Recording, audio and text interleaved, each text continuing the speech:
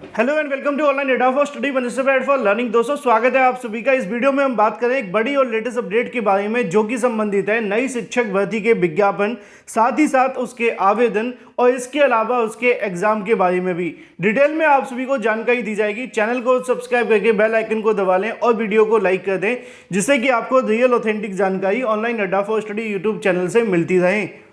दोस्तों जैसा कि आप जानते हैं कि इस वक्त शिक्षक भर्तियों को लेकर बहुत ज़्यादा लाले पड़े हुए हैं। अगर आपको किसी शिक्षक भर्ती में बैठने का मौका मिले तो ये सही समय है कि आप लोग अपनी क्षमताओं के अनुसार उन शिक्षक भर्ती में अपना 100% दें और ज़्यादा से ज़्यादा कहीं ना कहीं कोशिश करके अपने लिए एक सीट रिजर्व करने की कोशिश करें, क्योंकि आप जैसे हजारों अभ्यर्थी बेरोजगार तो हैं और प्रदेश के अंदर भर्तियों के विज्ञापन की तो आप जानते हैं कि काफ़ी कम संख्या में भर्तियां आ रही हैं। इसी बीच आप सभी के सामने एक और भर्ती है जिसके आवेदन 19 अक्टूबर 2023, साथ ही साथ आवेदन के लिए योग्यता और इसके एग्जाम डेट को लेकर बात की जाए डिटेल में मैं आप सभी को दिखा दूं पदों की संख्या कि किस किस पद के लिए कितनी कितनी वैकेंसी है, जिससे कि आप लोग अपने लिए एक सीट यहां पर तैयार कर सकें, क्योंकि प्रदेश के अंदर बड़ी मुश्किलों से शिक्षक भर्तियों के विज्ञापन आते हैं और ये विज्ञापन भी उन्हीं में से एक है। क्योंकि अगर इन विज्ञापनों में से आपने एक सीट नहीं ली या फिर आवेदन भी नहीं किया तो इससे बुरा आप सभी के लिए क्या ही होगा, क्योंकि भर्तियां एक तरफ आ नहीं रही और जो भर्ती आ रही है उसकी तरफ आप लोग जा नहीं रही। फिलहाल मुद्दे पे आ जाते हैं दोस्तों। मुद्दा आप सभी के लिए ये है कि वर्तमान में एक वैकेंसी आप सभी के सामने है जिसमें 5,660 पद आपको देखने के लिए मिलते हैं सहायक अध्यापक के, यानी कि असिस्टेंट टीचर के। इसी तरीके से अगर बात की जाए तो यहाँ पर 2,266 आपको पद देखने के लिए मिलते हैं लेक्चरर के, यानी कि प्रवक्ता के। प्रिंसिपल की वैकेंसी भी आप सभी के लिए है लगभग 303 पदों पर। इसके अलावा कुछ अदर वैकेंसी भी यहाँ पे आपको देखने के लिए मिलती है जो कि 1428 पदों पर निकाली गई है। इन सभी के लिए आवेदन की योग्यता क्या क्या होगी, पहले मैं आप सभी को सहायक अध्यापक के बारे में जानकारी दे देता हूं, साथ ही साथ प्रवक्ता, इसके अलावा प्रिंसिपल को लेकर एक एक करके हम कवर कर लेंगे। यानी कि जो नीचे वाली तीनों वैकेंसियां हैं इसका नोटिफिकेशन अलग से कवर करेंगे। पहले बात करेंगे सहायक अध्यापक के लिए, क्योंकि इस वैकेंसी में बड़ी संख्या में 5,660 पदों पर विज्ञापन निकाला गया है और आवेदन की जो तारीख है वो भी आप सभी के सामने बहुत ज़्यादा नज़दीक है। लेकिन उससे पहले मैं आप सभी को यहाँ पे तारीखों के बारे में जानकारी दे दूं, जिससे कि आप लोग आवेदन करने के लिए सीधे तौर पे समझ सकें। यहाँ पे अगर बात की जाए अप्लाई फॉर सहायक अध्यापक यानी कि टीजीटी के लिए, तो इसमें आवेदन करने की आप सभी की जो तारीख है वो यहाँ बताई गई हैं। इसी तरीके से पोस्ट ऑफ हॉस्टल वार्डन की बात की जाए या पोस्ट ऑफ प्रिंसिपल, या फिर अगर बात की जाए apply for the post of PGT यानी कि प्रवक्ता। इसके अलावा कुछ नॉन टीचिंग पोस्ट भी हैं जिसके लिए यहाँ पे आवेदन मांगे जा रहे हैं और इनके लिए आवेदन करने की जो तारीख है वो एक्सटेंड कर दी गई है 19 अक्टूबर 2023 तक। यानी कि अगर आप इनके लिए आवेदन करना चाहते हैं तो 19 अक्टूबर 2023 लास्ट डेट है आवेदन करने के लिए। इसके बाद आपको आवेदन करने का कोई मौका नहीं दिया जाएगा। यानी कि चाहे आप टीजीटी यानी कि सहायक अध्यापक के लिए आवेदन करें या हॉस्टल वार्डन के लिए या प्रिंसिपल या फिर प्रवक्ता या फिर इसके अलावा नॉन टीचिंग पोस्ट के लिए, ये आपके पास एक लास्ट चांस है आवेदन करने के लिए। और ये वैकेंसी आप सभी को वैसे तो देखने के लिए मिलती है EMRS की तरफ से, यानी कि एकलव्य मॉडल रेजिडेंशियल स्कूल, जो कि आप सभी के होते हैं वो सभी राज्यों के अंदर होते हैं और यूपी के अंदर भी इस विद्यालयों में ये शिक्षक भर्ती निकाली गई है।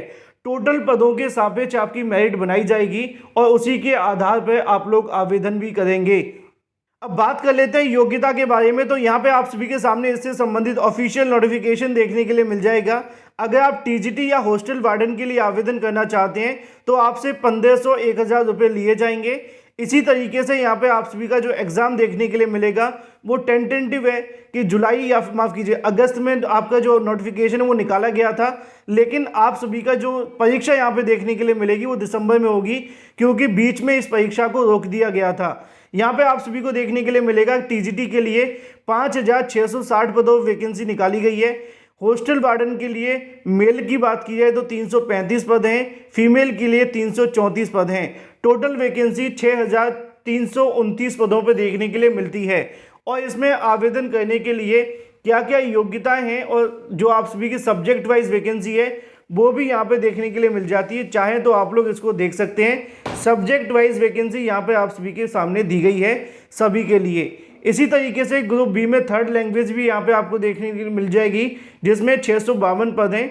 कुल मिलाकर 5000 से ज़्यादा पदों पे वैकेंसी है। इसके अलावा यहाँ पे ग्रुप बी की बात की जाए मिसलेनियस कैटेगरी के लिए, तो इसमें भी 697 पदों पे वैकेंसी निकाली गई है। मैं डिटेल में इसलिए नहीं बता रहा क्योंकि आप सभी ने शायद इसके बारे में जानकारी पहले भी ले रखी होगी। अगर आप लोग चाहें तो वीडियो को पॉज करके सभी के पदों की जानकारी यहाँ से ले सकते हैं।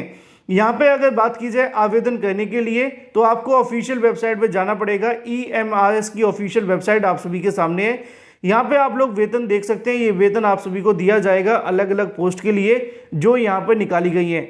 OMR बेस्ड आपका एग्जाम देखने के लिए मिलेगा। एग्जाम पैटर्न की बात की है तो 120 मार्क्स, इसके अलावा 30 मार्क्स आपके जो लैंग्वेज से वहाँ से देखने के लिए मिलेंगे।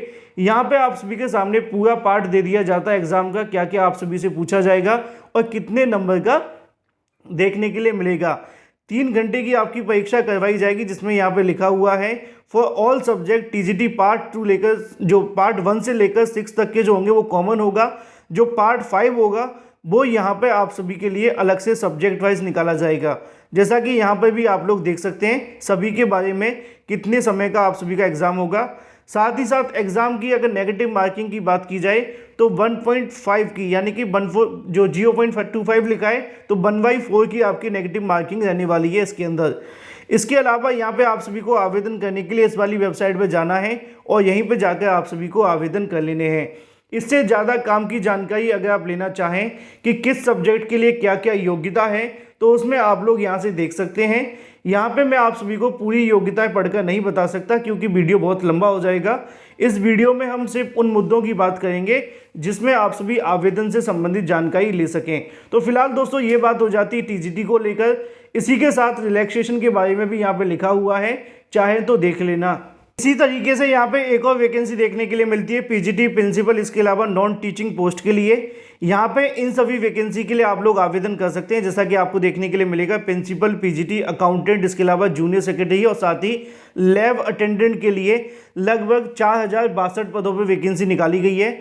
और इसमें अलग अलग जो आपके सब्जेक्ट वाइज वैकेंसी वो भी यहाँ पे देखने के लिए मिल जाती है। इसी तरीके से ग्रुप बी, ग्रुप सी की वैकेंसी भी यहाँ पे लिखी है। ये ग्रुप बी, ग्रुप सी बस बना दिए हैं, वैसे सारी वैकेंसी आप सभी के लिए जो एक ही पे स्केल पे देखने के लिए मिलेगी।